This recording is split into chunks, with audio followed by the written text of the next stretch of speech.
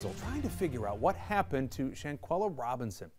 It's been 3 months since the 25-year-old Charlotte native went on a trip with friends to Cabo, Mexico. She died a day after arriving. An autopsy report shared by her family says she died from a cracked spine. On November 18th, the FBI started an investigation, and the next day, thousands gathered here in Charlotte as Robinson was laid to rest. It was November 24th when we learned Mexican authorities issued an arrest warrant, calling Robinson's death a, quote, femicide. Since her death, there have been calls for answers, for justice in this case, justice for Shanquella. And here on WBTV, we have continued to share her story, from conversations with her family. She had a heart of gold. She didn't mistreat nobody. I mean, I can't even be a grandfather. Can't even walk her down the aisle. She gone. To being the only station asking someone who was on that trip to Mexico what happened to her. This is how that conversation went. Hi, I'm work for WBTV. We're just trying to figure out what happened to Shanquella. Any comment?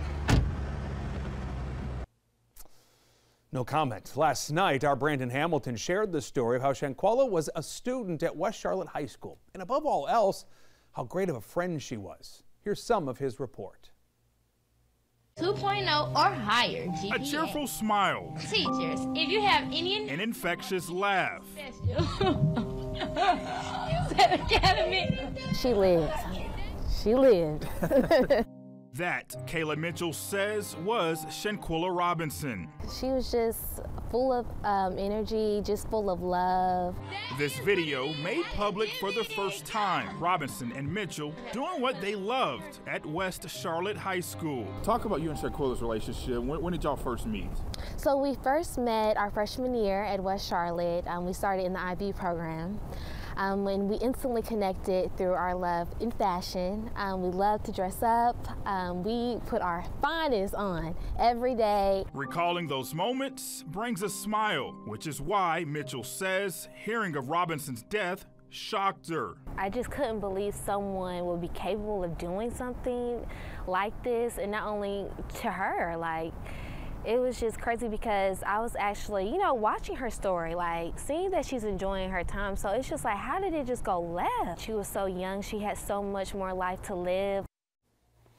Boy, she sure did. You see it there in the video. It comes to life of her time in high school. Brandon joins us here in the studio to talk more about this. You've been following this thing every step of the way, and you've been in contact with Shanquella's family as well. Yeah, Jamie, you always want to be in contact with family just to check on them and see how they're doing. And it's been 3 months, so you got to imagine every day they're just hoping that some answer. Yeah, the answer's coming. I did talk to them for this story to just ask them how they're doing and to get a statement. So I did get a statement for this story. I want to read you what the statement says. It has, quote, on behalf of the Robinson and Long family, they want to thank you all for the outpouring of support. It says, in my sister's untimely demise 3 months ago, unfortunately, no one has been arrested and the investigation of this case is still ongoing. Please continue to support and stand with us in solidarity in this journey and fight for justice for Shanquella.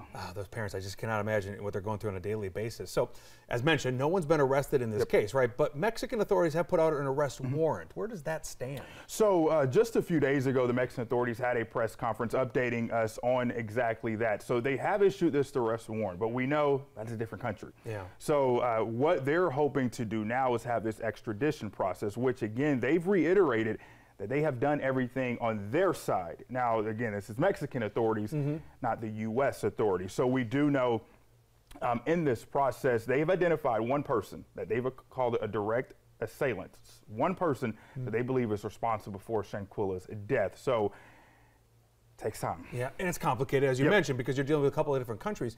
So how long might an investigation like this even take? So I did speak with a former assistant FBI director. We've talked to him plenty of times, Chris Swecker. He told me this can take a couple of months, again, because you have two different countries and you're involving the Mexican government. So it's really hit or miss because you want to make sure that on the U.S. side, you have everything you need. You have the evidence, you've talked to everybody, and you want to make sure that, the Mexican authorities have done their part, because you got to think about it. This happened October 29th. Right.